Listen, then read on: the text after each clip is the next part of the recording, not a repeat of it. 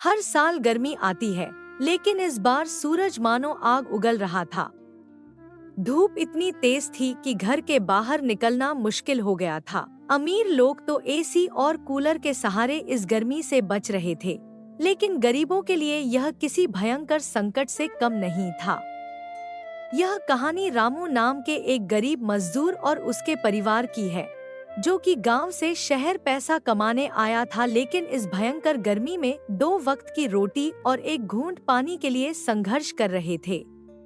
सूरज आसमान में आग बरसा रहा था। झुग्गी की छतें इतनी तप चुकी थी कि अंदर रहना भी मुश्किल हो गया था।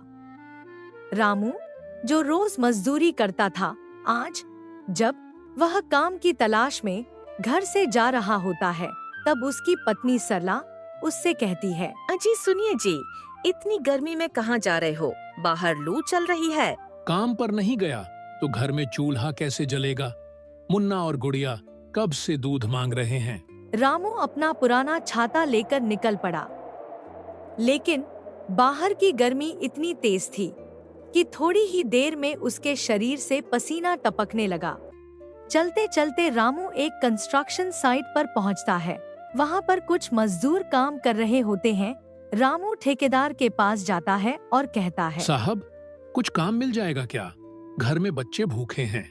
ठेकेदार गर्मी से परेशान होकर गुस्से में कहता है, काम तो है, लेकिन इतनी गर्मी में कौन काम करेगा? लू लग गई तो मैं जिम्मेदार नहीं हूँ। ठीक है साहब, मुझे मंजूर है। रामू ने बिना सोचे समझे हामी भर दी। वह धूप में ईंटें उठाने लगा। सूरज की तपिश उसके शरीर को झुलसा रही थी, लेकिन उसके दिमाग में सिर्फ अपने बच्चों की भूख थी। कुछ घंटों तक लगातार मेहनत करने के बाद अचानक रामू की आंखों के आगे अंधेरा छाने लगा। वह चक्कर खाकर जमीन पर गिर पड़ा, साथ ही मजदूर घबरा गए। अरे, रामू बेहोश हो गया। इसकी हालत बहुत खराब लग रही है, जल्दी से इसे पानी दो। मजदूरों ने रामू को उठाया और छांव में लिटाया, लेकिन वहां भी गर्मी इतनी थी कि उसे होश नहीं आ रहा था। उधर घर में सरला रामू का इंतजार कर रही थी। बच्चों की हालत खराब थी। मुन्ना ने भूख से रोना शुरू कर दिया था। माँ, खाना दो, बहुत भूख लगी है। बस बेटा चुप हो जाओ, थोड़ा सा और इंतजार कर लो, तुम्हारे पिता अभी खाना लेकर आते ही होंगे। रामू को जैसे तैसे अस्पताल पहुंचाया गया। डॉक्टर ने बताया कि उसे लू लग गई है और तुरंत इलाज की जरूरत है। लेकिन समस्या यह थी कि इलाज के लिए पैसे चाहिए थे और रामू के पास एक पैसा भी नहीं था।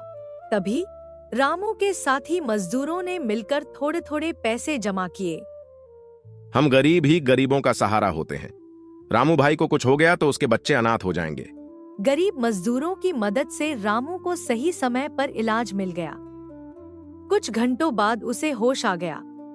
रामू जब अस्पताल से लौटा तो उसने अपने बच्चों को तड़पते देखा। उसकी आत्मा कांप उठी। उसने तय किया कि अब वह शहर में नहीं रहेगा। गांव में भले ही पैसे कम हों, लेकिन वहां इतनी गर्मी और बेबसी तो नहीं होगी। सरला, बस अब और नहीं, हम अपने गांव लौट चलेंगे। वहां कम से कम भूखे तो नहीं मरेंगे। अरे, लेकिन वहाँ काम कैसे मिलेगा?